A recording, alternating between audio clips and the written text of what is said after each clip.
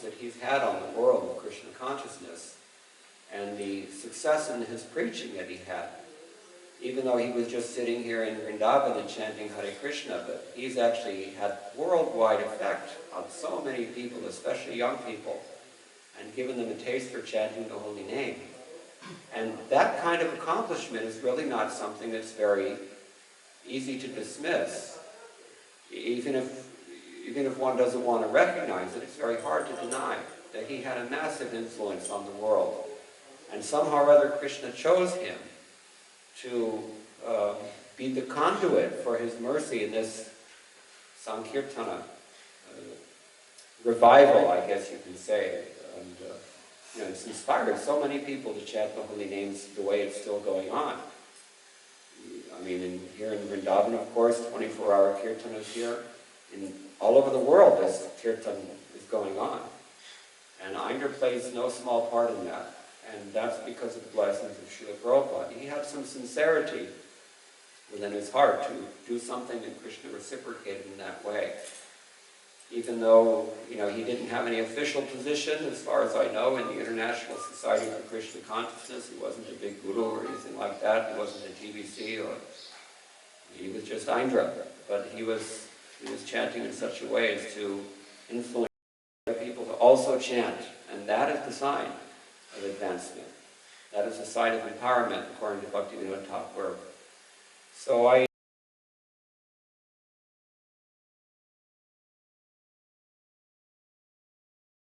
recognize it in those early days. From time to time I would see him in Vrindavan, and always appreciated the fact that he was doing kirtan here. He told me some things about that also. But I'll let someone else speak, someone who's had more association. Thank you. Hare Krishna.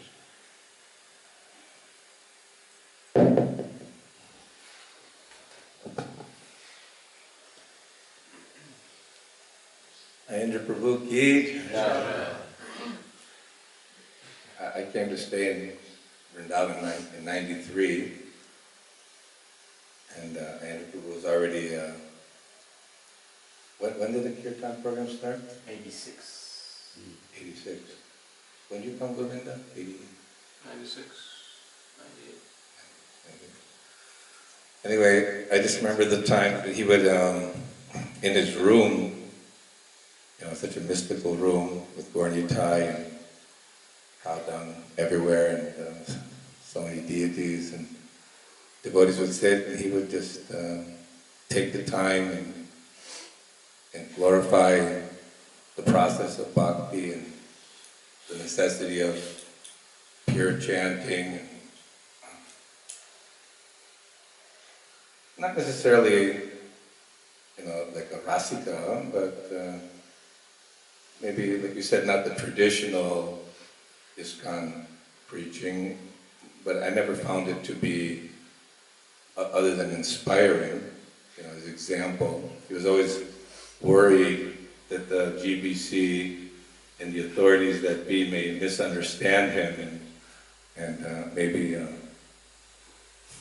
kick him out of the society or something. But he tried to be as cooperative as he could be under the circumstances. But he was definitely very enthusiastic to carry out this preaching mission and keep the devotees inspired. I did work with him on his first CDs when he was the Mellows. I left the money to get that production going. I think Ram Bhadra was involved at some point from New York. And he wanted to have, like what we're doing now, high definition broadcasting. He wanted to touch the whole world, broadcast this message of the holy name throughout the world and get devotees back on the streets chanting and just really focusing on the Sankirtan Yagya. Sankirtan. And of course he would be spending hours a day worshiping the deities and dressing, at least once a week dressing? Once or twice Saturday a week? Sunday. Yeah, be dressing the deities. And I feel he set a good example and inspired devotees in a nice way. And as Mukunda Datta said, it's inspired many of the youth, Prabhupada is often asked, why is it so many young people are joining your society? He says, old dog, you can't teach old dog new tricks. You know, so people are sometimes set in their ways, and it's very difficult to accept something what appears to be new or different. But that the youth could see the spark, and they really liked the kirtan. They liked the enthusiasm and the energy. You could see some of the videos with Aindra Prabhu. When he turned up the energy, then the whole place just like explodes into some sort of special Kirtan party? yeah, special kirtan party. Just like actually Guru Kripa was leading a kirtan Guru Puja the other day, and we were playing it, and his eyes just like, and he just started jumping up and down, and, you know, there's certain special potency, Shakti. So without that Shakti, it's nothing, you know, kirtan is good, but he had that special deep appreciation of kirtan, and he could really inspire the devotees and then move into a 5th gear, 6th gear, and everybody just, you know, really feels very happy inside and very attracted to the holy name. Yeah, so Aindra Prabhu was sent, performed his mission, did what he had to do. It would have been nice if he stayed longer, but sometimes it happens that way. They can't take the separation from, and Krishna brings them back in mysterious ways. And we're very fortunate to have that opportunity, especially here in Braj, Vrindavan. The tradition and carries on. Devotees are still inspired, they're still coming, and we're very thankful to all devotees who put up the energy and are still participating in carrying out his mission of broadcasting the holy name of the Lord. Thank you. Hare Krishna. Give it out to the devotees. Darwin's got to go soon. So you got to Okay. We're going to bring back. give me initiations. You become guru? The mother is giving initiation in the Goshala. So I have to do his fire sacrifice pretty soon. Yes, today we celebrate and honor the appearance day of a great Vaishnava, very great Vaishnava, who, just as Mukundadat Prabhu said, and Panchagara Prabhu also said, that inspired so many devotees all over the world just by staying in Vrindavan doing kirtan, chanting the holy name, pure holy name in one place. Just by doing that, he inspired and impacted the entire planet. And especially Vaishnava youth. I remember when I first joined the kirtan party, there was back around 14 years ago. There was a little bit of a vibe, like there's Aindra on one side and Guru Kulis, his ex-Guru Kulis on the other. You know, little bit, that sort of thing, you know. Because, you know, obviously they want to do whatever they want. They're smoking this and that, and they don't want to follow any rules and regulations. Aindra Prabhu was so strict, preaching the pure thing, so that would clash a little bit. And of course, those were maybe the little older Guru Kulis. But especially the younger ones, as the years went on, I noticed that you know, so many younger devotees started joining the kirtan party, and then more and more and more and more, and now it's all pretty much, you know, there's so many Vaishnava youth who have been touched, greatly touched by Aindra Prabhu. On a few occasions, while traveling in different parts of the world, I have, not only a few actually, many occasions, I have encountered individuals, young people, young devotees, who have told me that the only reason why I'm here, why I'm interested in Krishna consciousness, is because of Aindra Prabhu's kirtan. One devotee in particular told me that if it weren't for Aindra's kirtan, I would be in a bar right now. So this is the power of the Shuddhanam, which is coming from Aindra Prabhu. It was like a transparent via medium. And just as Mukundan Prabhu mentioned, although he didn't have an official position or anything like that, like a high position, even though he was head of 24-hour Kirtan department, he wasn't like a temple manager or a GBC or anything like that, or an initiating guru, mainly because he didn't want to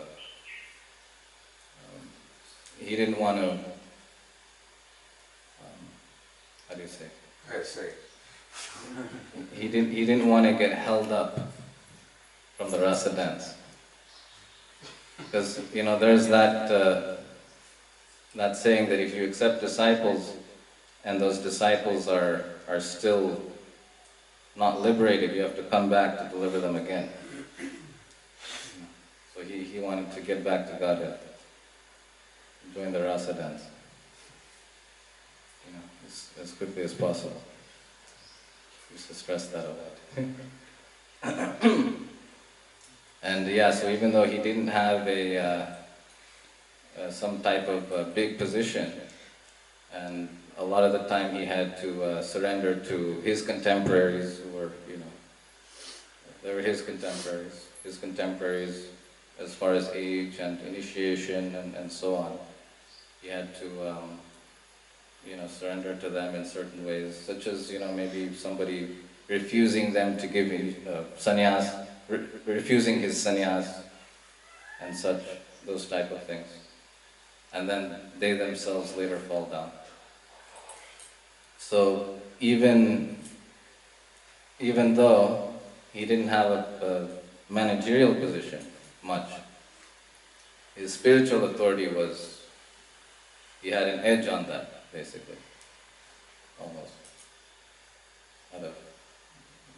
among most of his contemporaries. He had that spiritual edge, spiritual authority. And that can be seen by this, that he just stayed in one place and inspired the entire world. I had the great fortune of associating with him for about 10 years. Very closely, he was my kirtan partner. Like my partner in kirtan. Following in the line of Aindra Prabhu's Mridanga players, right here. I investigated all of this with Aindra Prabhu. Looked into the whole history. Said Ananda Chaitanya was his first Mridanga player. And then Gopinath, Madhava, and Govinda Gopal, and then like this. Guru Parampara. So we all had the great fortune of associating very closely with Aindra Prabhu. Anything else?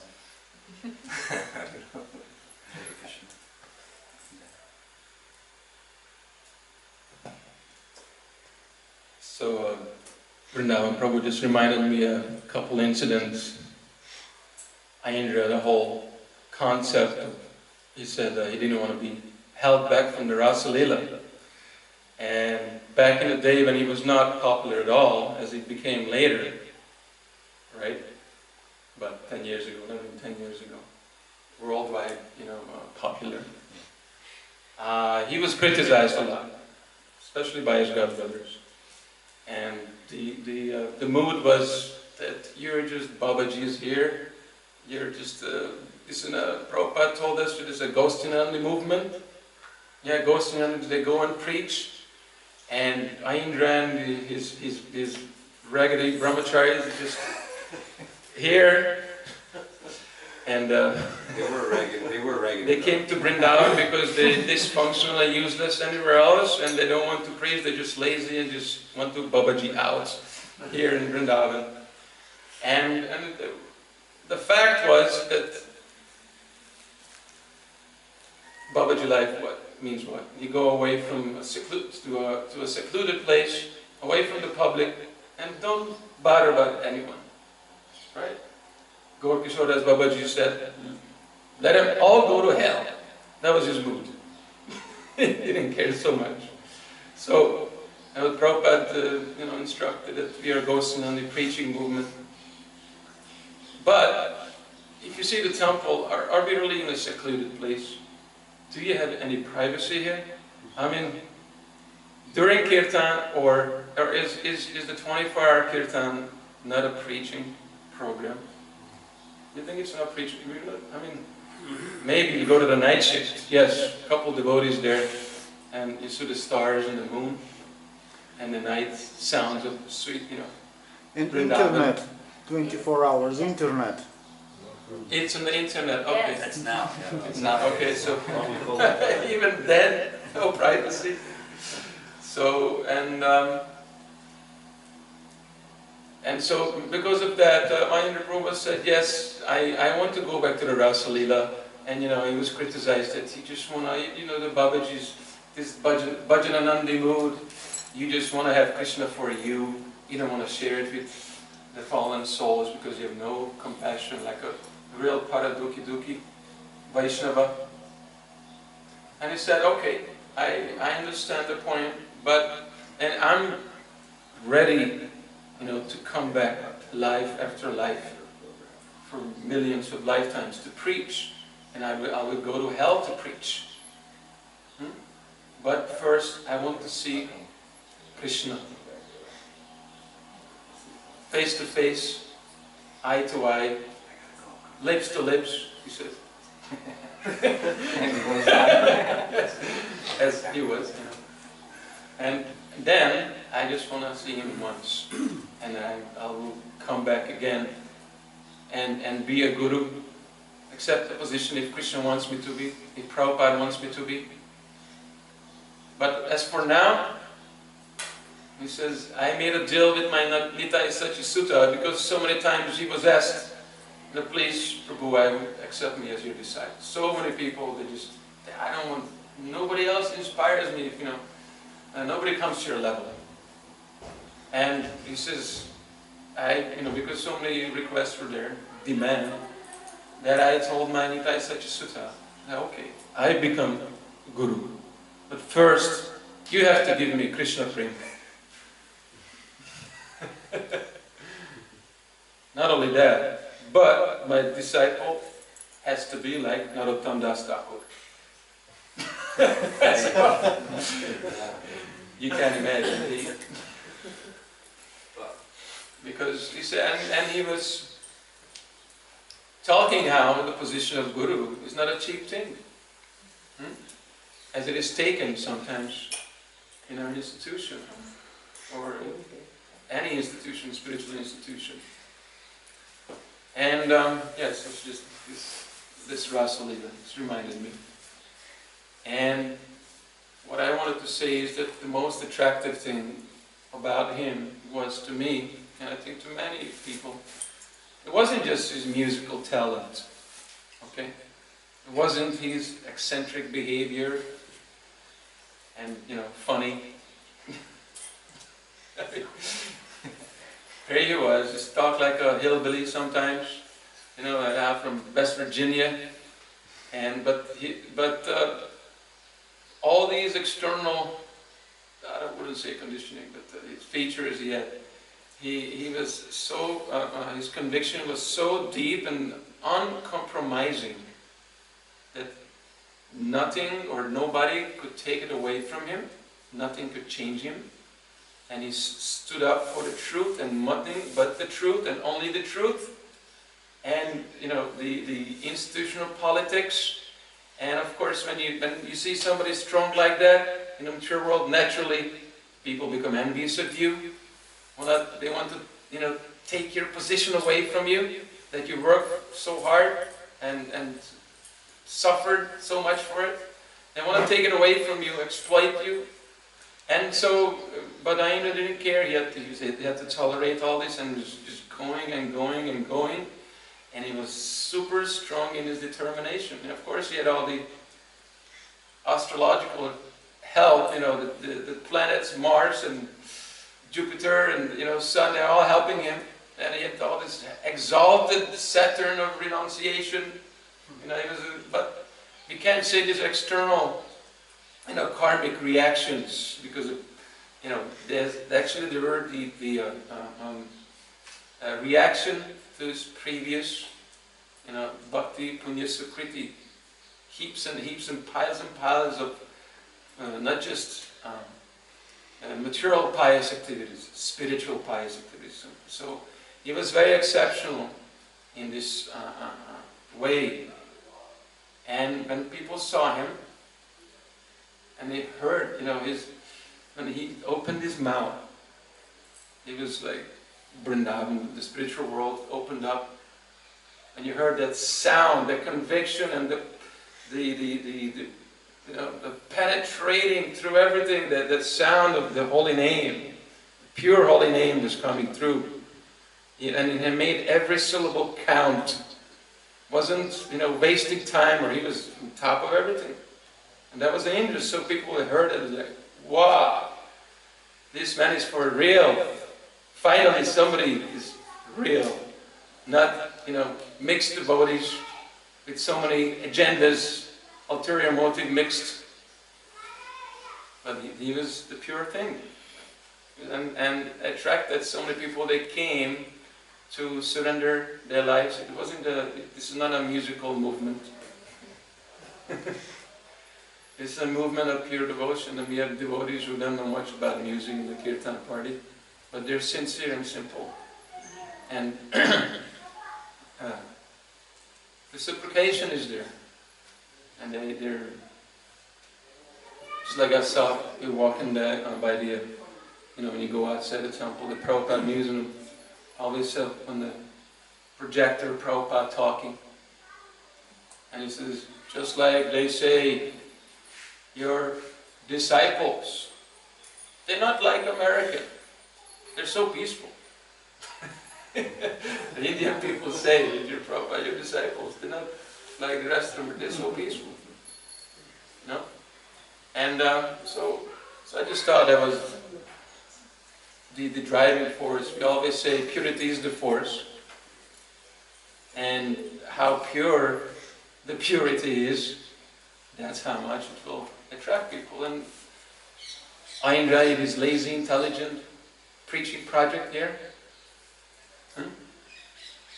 One time he was misquoted and he was very upset. No, I'm not lazy. This is lazy intelligence. That means I don't run around passionately. I criticize sometimes. We have to preach about preaching so we can preach how to preach about preaching until you're blue in the face how to preach. Preach what? First you have to become Krishna conscious. Then you can preach and give it to others. Otherwise you can preach about preaching and people just, they didn't get anything. Charity starts at home, right? So he made his homework, finished his homework, and then that's when the preaching became effective. So his lazy, intelligent